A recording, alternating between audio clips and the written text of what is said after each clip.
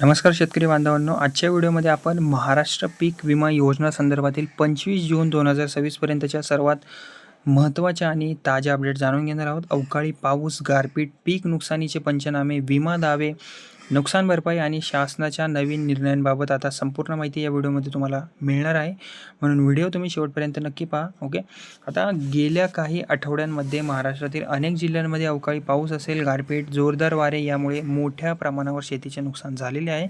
यामुळे हजारो शेतकरी सध्या आर्थिक संकटात सापडलेले आहेत. ओके. आता याबद्दलची पहिली अपडेट म्हणजे राज्य शासनाने नुकसानग्रस्त भागातील पीक नुकसानीचे पंचनामे तातडीने पूर्ण करण्याचे आदेश सुद्धा दिलेले आहेत. जिल्हा प्रशासन आणि कृषी विभागाच्या माध्यमातून नुकसानग्रस्त क्षेत्रांची माहितीसुद्धा गोळा केली जात आहे. अनेक जिल्ह्यांमध्ये पंचनाम्याचे काम जे आहे ते वेगाने सुरूसुद्धा आहे. ओके. म्हणजेच की आता 27 जिल्ह्यातील 61,000 हेक्टरपेक्षा जास्त क्षेत्र प्रभावित झाल्याची माहिती समोर आलेली आहे. विशेषतः केळी पिकाचे मोठे नुकसान झालेले आहे. ओके.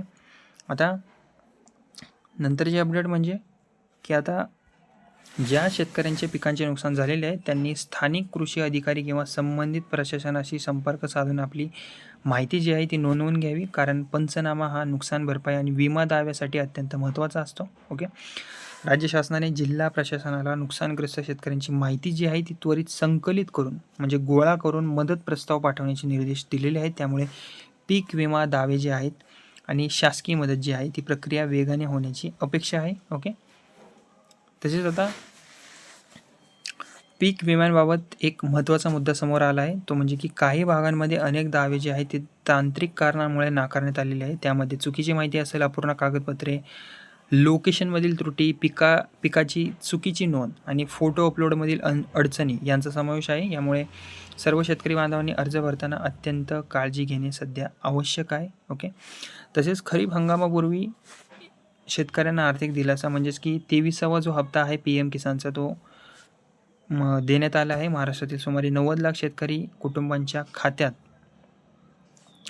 1,817 कोटी जमा झालेले आहेत. म्हणजेच प्रत्येक शेतकऱ्याला जवळजवळ मिळालेले आहेत पैसे. ओके. त्यांचं वितरण मिळालेलं आहे. खरीप हंगाम सुरू होण्यापूर्वी हा जो मोठा दिलासा मानला जात आहे. ओके. तसेच आता नंतरची अपडेट म्हणजे की मी जे तुम्हाला सांगितलं पीक विमा दाव्यांबाबत तांत्रिक अडचणींचा मुद्दा, जो की मी तुम्हाला आत्ताच सांगितला. ओके. अपूर्ण कागदपत्रे असणे, लोकेशनमधील त्रुटी असणे, पिकांची चुकीची नोंद असणे किंवा फोटो अपलोडमधील अडचणी यांचा समावेश आहे. ओके. त्यामुळे सर्व शेतकरी बांधवांनी काय करायचं, अर्ज भरताना अत्यंत काळजी घेऊन भरून घ्या तुम्ही. ओके. आता कृषी विभागाने दिलेल्या माहितीच्या सूचना आहेत काय त्या आपण पाहूया. ओके. त्या म्हणजेच की पीक विमा अर्जातील सर्व माहिती जी आहे तुम्ही अचूक भरा, बरोबररित्याने भरा. सर्वे नंबर तुमचा जो आहे तो योग्य नमूद करा. पिकाचा प्रकार अचूक निवडा, बरोबर निवडा. मोबाईल क्रमांक तुमचा अपडेट ठेवा. ओके. म्हणजे जो तुम्ही करंटली वापरताय जास्त तोच ठेवा. आधार कार्ड आणि बँक खाते लिंक असल्याची खात्री करा. ओके. या सर्व गोष्टी तुम्ही चेक करून घ्या. ओके. आणि या काळात खरीप हंगामाची तयारी देखील सध्या सुरू आहे. त्यामुळे शेतकऱ्यांना आर्थिक मदत मिळणे सध्या अत्यंत महत्त्वाचे ठरणार आहे. अशातच PM किसान योजनेचा जो हप्ता आहे तो अनेक शेतकऱ्यांच्या खात्यात जमासुद्धा झाला असून त्याचासुद्धा मोठा फायदा होत आहे. ओके. तसेच महाराष्ट्र मंत्रिमंडळाने 2 लाखांपर्यंतच्या पीक कर्जमाफीला मंजुरी दिलेली असून 56 लाखांहून अधिक शेतकऱ्यांना त्याचा जो लाभ आहे ती मिळण्याची अपेक्षा आहे. आणि जो हा निर्णय आहे पीक विमा आणि शेती अर्थव्यवस्थेशी संबंधित चर्चांमध्ये महत्त्वाचा सुद्धा ठरत आहे. ओके. तसेच राज्य मंत्रिमंडळाने शेतकऱ्यांसाठी पीक कर्जमाफीबाबत महत्त्वाचा निर्णय घेतलेला आहे. यामुळे लाखो शेतकरी कुटुंबांना आर्थिक दिलासा मिळण्याची सुद्धा शक्यता आहे. ओके. आणि शेतकऱ्यांनी काय तपासावे या गोष्टी मी तुम्हाला आधीच सांगितलेल्या आहेत, परत इथं लिहिल्या आहेत, तुम्ही वाचू शकता. ओके. पीक विमा अर्ज भरला आहे का ते एकदा चेक करा. आधार कार्ड बँक खात्याची लिंक आहे का बघा. मोबाईल क्रमांक अपडेट आहे का बघा.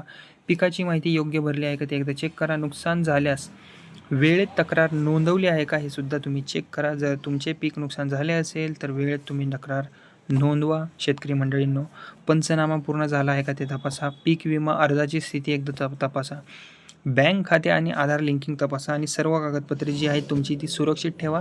ही काळजी घेतल्यास भविष्यात नुकसान भरपाई आणि पीक विमा रक्कम मिळवताना तुम्हाला अडचणी जास्त येणार नाहीत.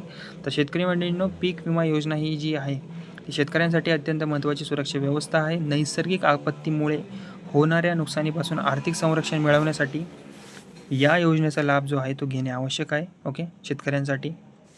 आणि ही होती पीक विमा महाराष्ट्र 2026 संदर्भातील 25 जून 2026पर्यंतच्या सर्वात ताज्या आणि महत्त्वाचे अपडेट. जर तुम्हाला हा व्हिडिओ आवडला असेल तर व्हिडिओला लाईक करा, आपल्या शेतकरी बांधवांपर्यंत ही माहिती नक्की पोहोचवा आणि अशाच शेतीविषयक बातम्या आणि सरकारी योजना ताज्या अपडेटसाठी आपल्या या बडी नावाच्या चॅनलला सबस्क्राईब करायला विसरू नका. धन्यवाद.